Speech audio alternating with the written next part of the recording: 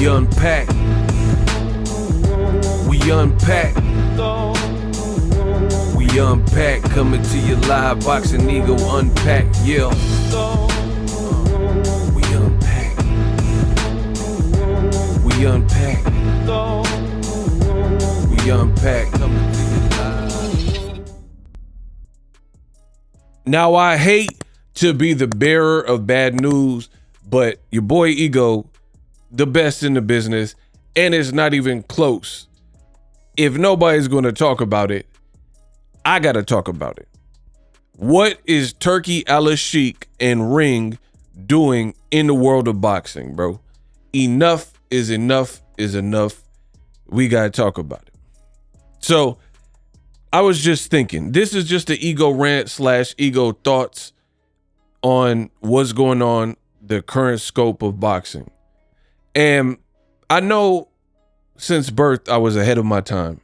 You know, a lot of people ain't on the same wavelength. It takes time. Certain things you say aren't going to be popular.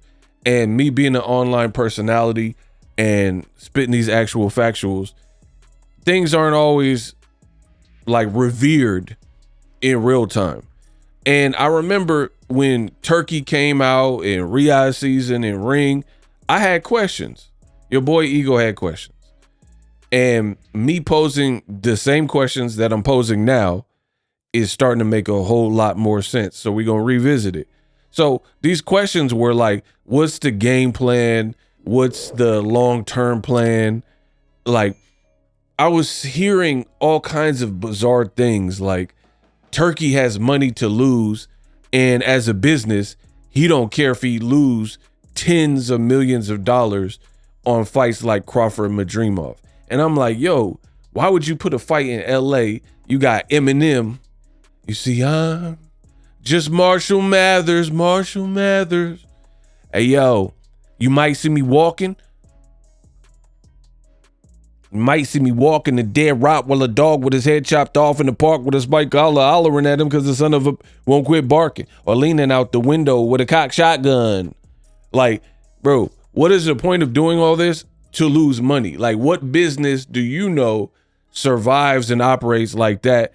Like trying to operate off a loss, no ROI. But this is the lunacy that I was hearing from y'all. Y'all was saying Turki is saving boxing. Turki's giving us the fights we want. Turki is putting on these best cards that we could dream of. And I had questions, y'all. I had serious questions. I was like, what fights? The fights I want, I didn't get them, right? Canelo Benavidez. You know, a lot of people wanted Joshua when he was on the card with Wilder. Why didn't you just put them in with each other? The world had been waiting for that fight. And then now, Joshua got knocked out by Daniel Dubois. Wilder got beat by Joseph Parker virtually all rounds. Then his next fight, you give him Zhele Zhang, he get knocked out, right? Then you say, oh, Wilder was supposed to fight in August with Jared Anderson. Then Turki puts him in with Martin Bakole, gets him clubbed up, right? And it's like, what is the plan here? Like, I don't understand. And then Martin Bakole, he was minding his own business about to fight F.A. Ajagba on a Times Square card, which would have been a better heavyweight fight, right? Then you pull him because Daniel Dubois gets sick in Saudi Arabia the same week that Floyd Schofield pulls out and gets sick in Saudi Arabia in the Shakur Stevenson fight. Bakole, he arrives the day he's supposed to fight, which is unheard of. No time to acclimate. You're spending all day on the plane. You're not in fight shape. The man was weighing like 317 pounds. And then Joseph Parker, a former champion, is been known as a good fighter, known to be a spoiler, spoiled things with kind of Wilder, AJ, which I just mentioned. And Bakole gets knocked out in 2 rounds. So, like, what is the plan here? What are we doing here? Then Canelo, you could have just put him in with Crawford, but you put him in with William Scull. He does not look great in the fight. Some people even say he lost to William Scull. Huh? And then now you're supposed to sell us as this being a super fight, and Terrence Crawford won't take a tune-up fight to even show he's relevant at 160 or preferably 168. You know, fight a top guy at 168 as a tune-up Why would a fighter not want a tune-up? This is the questions that I've always been asking. When you're moving up in one fell swoop, like it's some big surprise. Canelo, like I said, he coming off a bad performance. Then you could have put Devin Haney off of a 1-year layoff, Ryan off of a suspension 1-year layoff. You could have, your goal was to put Haney Garcia together, a rematch. You put them on the card with Teofimo, and they both look shabby. Ryan actually loses, and Teofimo, who acted weird the whole buildup, he's the only one that looked halfway decent outside of Rolly. And Rolly's a PBC fighter, so we're not really talking about him right now, right? So now Ryan is saying he needed hand surgery, showing pictures of his hand wounded or whatever. Oscar is saying Ryan should take the rest of the year off. Haney Garcia is kaput. And then Teofimo's name was linked to Devin Haney. Then now they said it was on. Now they're saying it's off. You know, Teo's name been linked to Jerron Boost Ennis. Then they said the fight was off. Boost didn't want it. I have serious questions about what's going on. And then what makes me mad is a couple things. One, you'll have fans who say, man, boxing looks so stupid. Boxing don't look stupid. There's one entity in boxing that is making it look stupid, and that's Ring and Turkey and Riyadh season, period. Boxing as a whole, nobody else is doing this. Nobody else has money to lose. So you look at Top Rank or PBC, they're trying to make their next move the best move. Top Rank's trying to get situated on the network. PBC's jamming out fights like stack cards with Pacquiao, Barrios, Pitbull, Brandon Figueroa. You know what I mean? Nobody else is doing this hot cold thing except for Ring. And then what also makes me mad, on top of this makes boxing look horrible, is you got the media, the paid off, compromised media, that anything else, they got all types of, like, people have podcasts, people have shorts and reels that they do. And when it's irrelevant things, they got so much to say, just as long as it's not about Ring or Turkey. For example, you had some of these podcasters, content creators, when Tank took a knee, right? The fight was a draw, people. I think Tank really should have won the fight. I already went over that, and I'm not even going to go into it. But fight was a draw. People respected Lamont Roach's effort. But you have people making such a big to-do about, oh, Tank took a knee. They're still talking about Tank taking a knee on these podcasts and on these shows and YouTube channels and TikToks and stuff. They're still talking about it. Tank, I don't even know where he's at. He's just been MIA, kind of on the low. Roach, he kind of training in the background on the low. They're still talking about the knee. But then you have real issues, like the knee was already situated. The fight was a draw. It doesn't count as an official loss or win for either person. They're likely to run it back. Roach tried to protest with the commission. The commission said, nah, you know, and keep in mind, notice Navarrete, his fight got overturned, which is what I said. People try to compare Lamont Roach situation with Tank to Navarrete. I said they're totally different, you know, and I explained it. Notice the best in the business, and it's not even close. The stuff Ego said came true. I said the Tank fight is not getting overturned. Lamont Roach was confident. He was like, a birdie told me y'all favorite fighter is going to have a loss on his record. Ah, ha, ha. Cap. Didn't happen.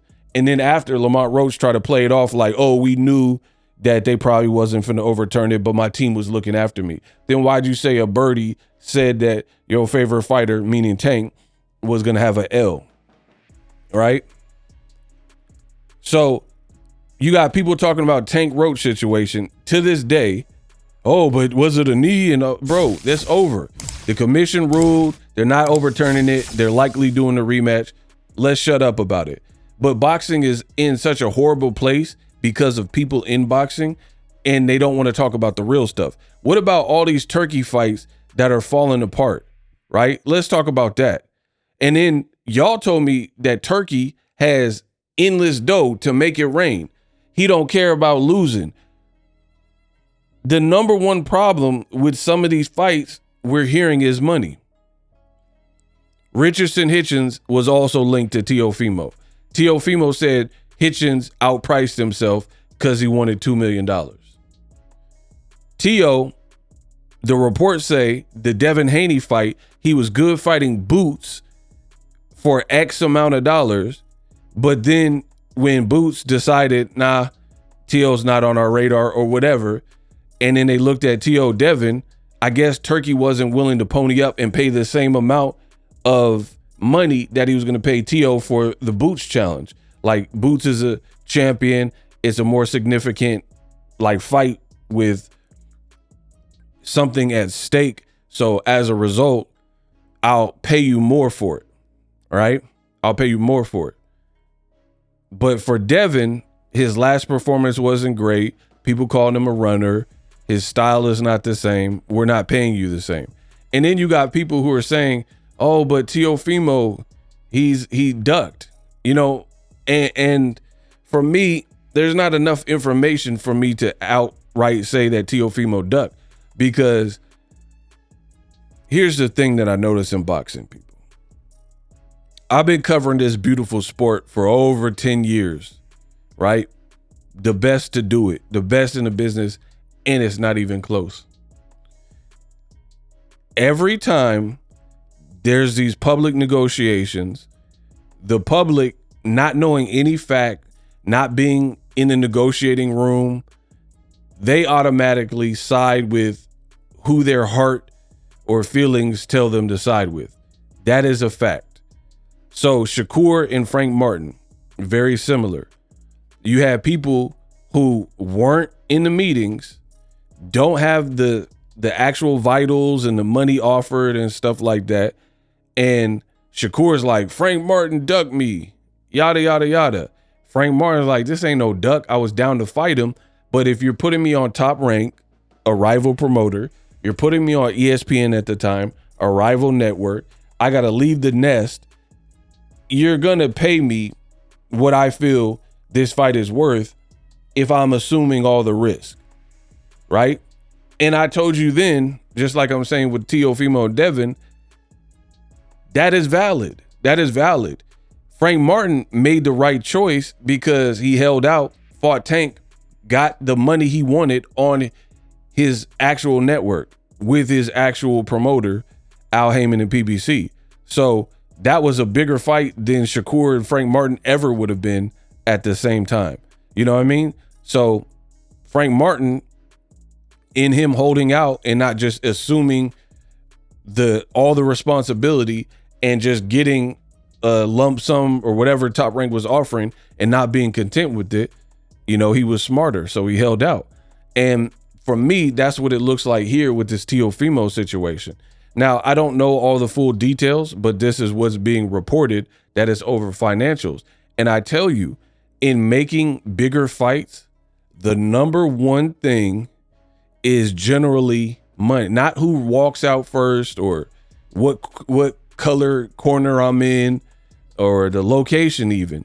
Those things are important, but usually the thing that rules everything is the almighty dollar. The fighters, I'm risking my life, I'm risking my brand, I'm risking my career. I want to know how much I'm getting paid. Period. That's how the game works. I've been in the game. So once you get over the financials and get both fighters comfortable, right? Then the other things can be like smoothed over where you can, all right, let me come out second. This is going to be the ring size. We're both wearing these size gloves. You know, these gloves are accepted, you know, all the little parameters and details. So that's just a little history lesson. Always remember that Ego told you. The number one issue in making all these fights is how much I'm going to get. I mean, just think about it. It don't even have to be a fight. It don't have to be a fight. We'll use a job. If you do a job interview and they say, hey, you a custodian at this college, You got to clean the bathrooms. These are your duties. The first thing you're going to want to know, you want to, obviously you need to know the tasks you're going to have to do on the daily, what you're going to have. Do you need a suit? Do you need boots, steel toe boots? You're going to need the obvious parameters to do your job. But then once that is decided and you're okay with that, all right, we're going to supply you with the mop and the cleaning supplies, and you got to wear this suit and this badge, and you got to buy your own steel toe boots, blah, blah, blah. You get that situated. You need to know how much you're going to get paid. I'm willing to clean these public bathrooms, but how much I'm going to get? That's what people need to know, period. So why would boxing be any different? And it's annoying because Turki and Ring are doing business so foolishly. I said this from the beginning. These public negotiations are a no-no. And literally, there are like a million open-ended fights that have been in the air or ideas that are being pitched, and it's all being done publicly. They're talking about T.O. and Richardson Hitchens, and Teofimo versus Devin Haney, Teofimo versus Boots, Teofimo versus Subriel Matias, back to Teofimo Boots. And guess what? None of these fights have actually been signed for. So we as a public, we're getting dragged across concrete and listening to this, and you wonder why boxing doesn't grow. This is not the way of the land. You know what I mean? To have all these fights. And that's just Teofimo Lopez. That's not even including Devin Haney. Since Devin hooked up with Turki, his name has been linked to a fight with Ryan Garcia. They even told you contracts are signed. The fight's going to happen in October, and we're doing these interim fights, which I told you, anybody who would listen on my channel, I said, this is a mistake because you're putting an obstacle course in front of a fighter. Those moments sometimes get too big. We've seen it with Caleb Plant. Hey, Caleb Plant, all you got to do is beat this guy you sparred, Armando Resendez, and then Charlo, big fight is waiting. Caleb doesn't look great and ends up losing. Ryan Garcia, you want to prove that you beat Devin Haney, we'll give you the rematch, but you just got to get past someone you spar with that hurt you in sparring and bloodied your nose, Rolly Ramiro, who had nothing to lose for real because he already lost at least twice to Tank Davis, and he lost to Pitbull Cruz and arguably lost to Jackson Marinez in the public's mind, and Ishmael Barroso. He arguably lost those fights. So Rolly had, in the public's eyes, anywhere from 2 to 4 losses. That's why it looked bad when Ryan ends up losing his second fight to a guy who was an underdog, right? That the PBC fighters already beat, Pitbull Cruz and Tank Davis. So now that created a snafu with Garcia and Haney too. And then I guess we just abandoned that particular idea because of how Ryan looked or because he lost and now he had a surgery. And then they jumped to T.O. Boots. Then they say that fizzled out. And then they jumped to Teofimo Devin. And then they say the fight is on. And people are like, oh, cool. I've been wanting to see this for years. They say the fight is going to be in August 16th on the Tank date, which made no sense. I talked about it because I'm the best in the business, and it's not even close. They said it's going to be in Saudi Arabia, which to me, I understand from politics point of view, but I don't like because I don't think that's an American fight, people. They're two Americans. The American public has demanded that fight, and it really seemed like a Vegas type of fight, maybe even New York or somewhere, but in America. They're trying to put it in Saudi Arabia, but now they're saying the fight's not even going to happen. So can Turki save it? I don't know. Maybe he throws more money at it, but Dan Rayfield talked to a source and they're saying that this is beyond repair. Like Teofimo's disrespected Turki and they're not seeing eye to eye. So as of me recording this video, I don't know what is going to happen next. I have no clue, because it's just been the boxing fans in a game of pinball. People just getting pinballed and bounced around. And I'm telling you, just like I told you before, see, this is what I love about my job. I love my job, man, because I get to talk my talk, and before it's jive, it's hype. But then when I'm proven right, like this right here, right now, this right here, it feels beautiful because it's vindication and you can no longer deny me. You know, I read all your comments, you know, people leaving comments agreeing. Most people, they know what it is. They know to trust Boxing Ego at this point. In Boxing Ego, we trust the best in the business, and it's not even close. But I do have haters. I do have naysayers. I do have the resistance and old media, and they're not going to give me anything. And I endured it. I took it on the chin. I'm like, cool.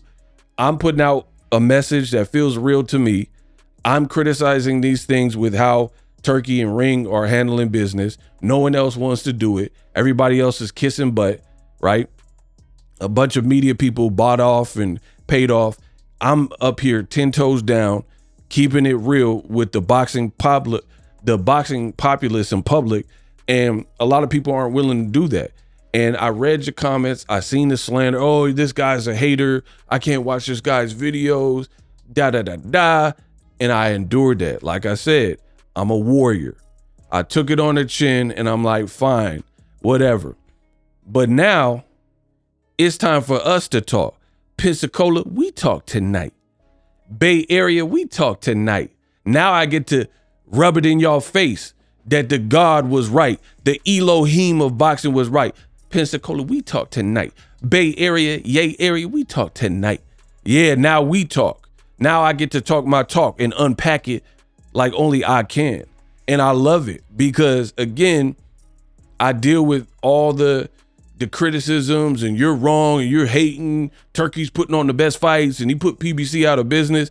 Bro, PBC, at least they are advertising a product, and barring an injury or something, the product actually happens. Not this mumbo jumbo where you're negotiating in the public, which is a cardinal sin in my sport of boxing. And it changes every other day. Fight sign. No, it's not. We got a deal. No, we don't. This fighter walk is corny, bro. And I feel like more boxing fans should speak up. I haven't even noticed in this video, I haven't even said nothing about Canelo Crawford. And as of me recording this video, I don't even know what's up with that. They talked about Canelo Crawford in Allegiant Stadium. They said September 12th. Then they changed the date, said September 13th, and start pitching and asking the fans, hey, what date should we make this fight? Hey, what location should we make this fight? LA or New York? What type of business is this, bro? That keeps leaning on Reddit and the public to make its decisions. Why can't you just arrive at a decision and rock with that? And why would you put out false dates? I don't see no combat organization, even smaller ones like bare knuckle boxing. I don't see UFC. Nobody is doing this. Nobody is doing like, yo, we have a big fight like Canelo Crawford. It's going to be September 12th. Psych is going to be the day after. And then it just goes radio silent for a long period of time, which further lets me know that they don't have all their stuff together.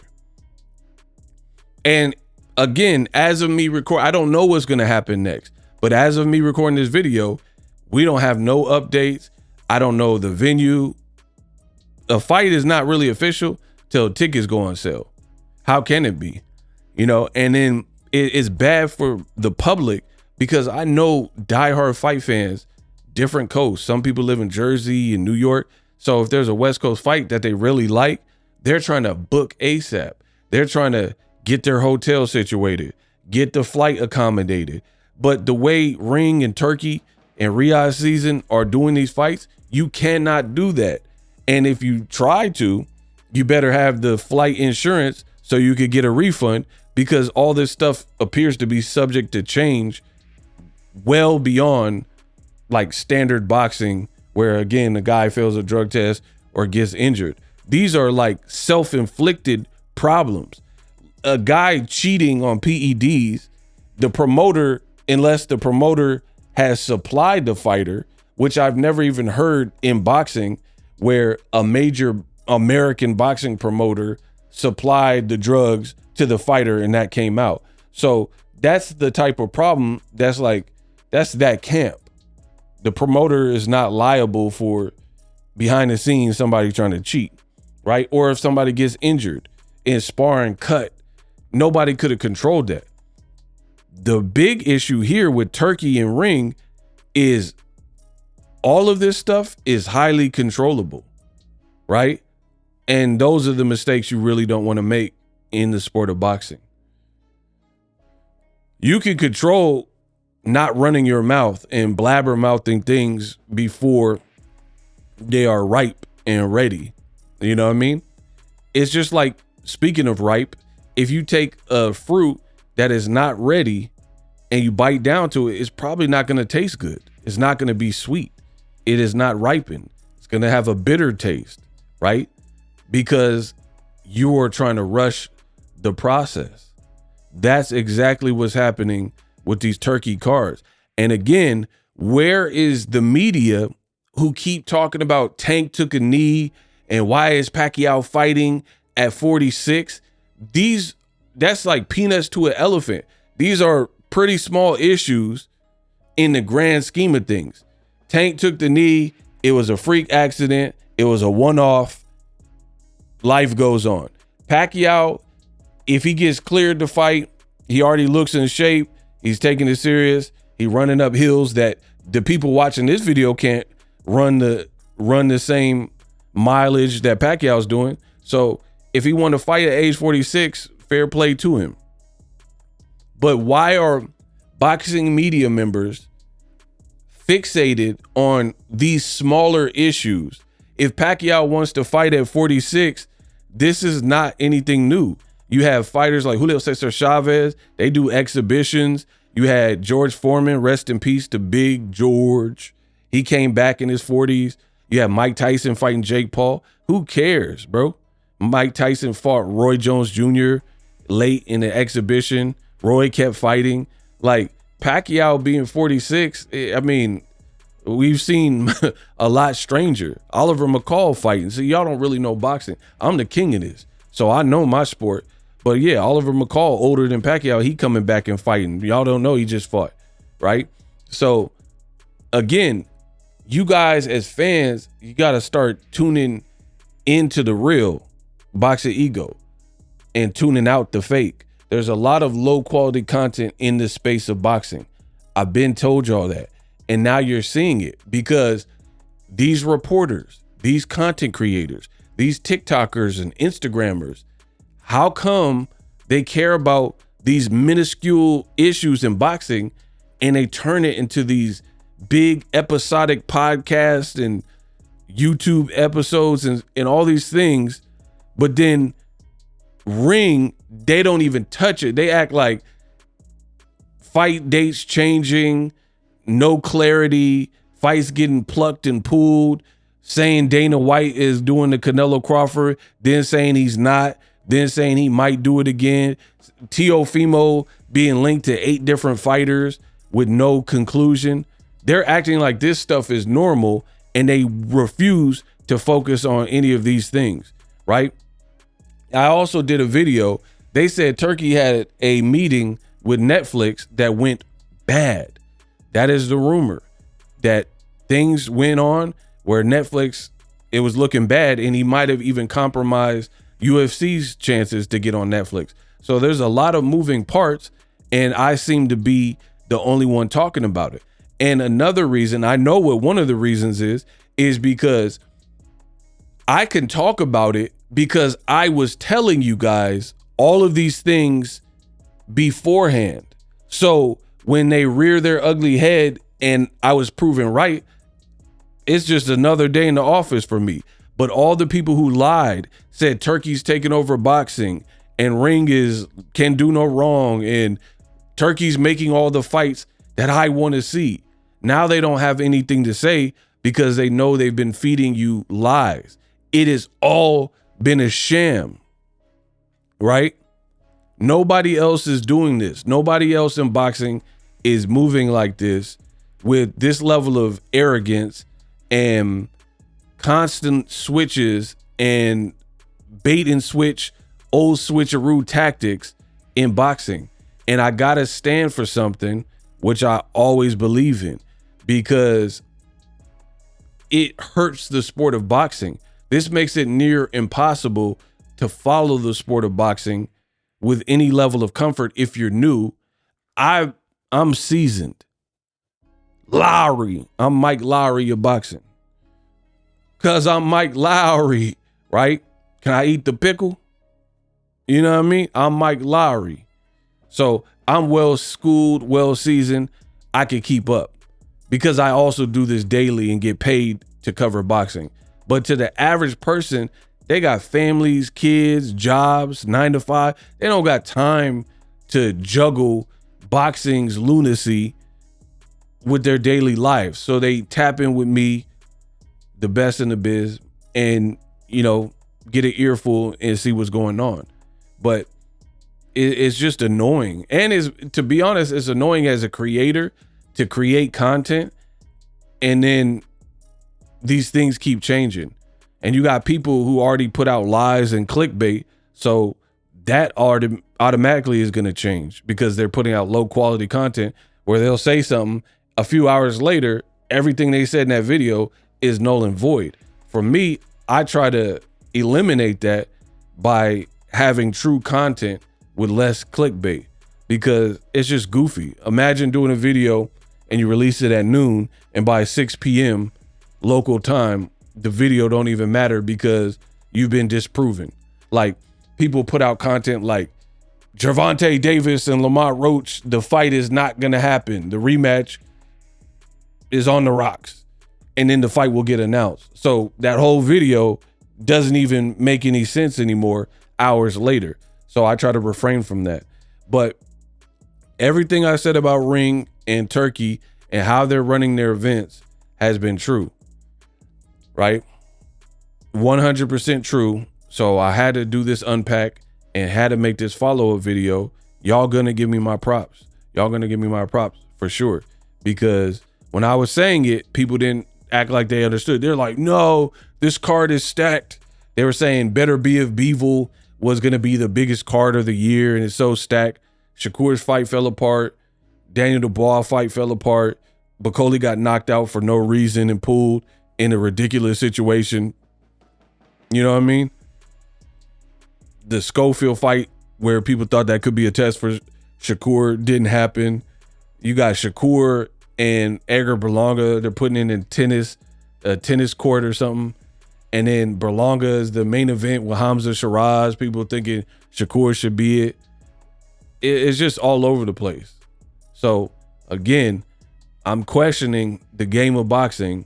How come these minor things in boxing, people have no problem reporting, but they're not following up with the level of disingenuous information that has been put out from Ring, where they're like, oh, this is going to happen. No, it's not. This date to change, stuff like that. And again, I know what it is, because these people, a lot of them are paid off. They're compromised, so they can't speak their mind. And a lot of them put out lies if they're not bought off by Ring and Turkey. A lot of them put out lies. So for them to come out and reveal the truth now, they have to actually speak to their audience and pretty much confess that their prior videos or prior content was a lie. I don't have to do that because I never lied here. Let me know what you guys think. I'm just at a point where this stuff waters down boxing, and we as fans gotta be accountable, but also hold people accountable, right? You're never gonna get pay-per-view sales up if fights keep like fizzling out and falling out, and then, oh, we saved it. People don't have time for that. Do it right the first time, and don't announce until you're ready to. we unpacked. Live streaming can be tough, which is why I use StreamYard. Click the link in the description for StreamYard, which is an awesome tool that enables you to set up your stream with ease of use. Get great results with live streaming. It's what I use. Stream to social media with ease with StreamYard. Live streaming is here to stay. Engage with your audience using StreamYard. Great way to reach out to your audience and connect. So you need a tool that can do that.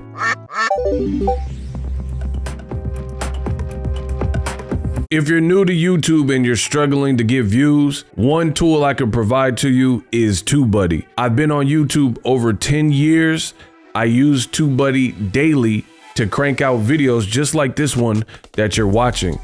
Learn how the pros do it with TubeBuddy. YouTube receives a lot of traffic, which also means a lot of creators, a lot of people putting out content. So you need to learn the ropes so you know how to separate yourself, especially if you're new, but even if you're a pro, use TubeBuddy. The link is in the description. Get more views, more subscribers, and a higher click-through rate, so ultimately you can realize all of your online goals. Use my affiliate link in the description and grow your channel fast.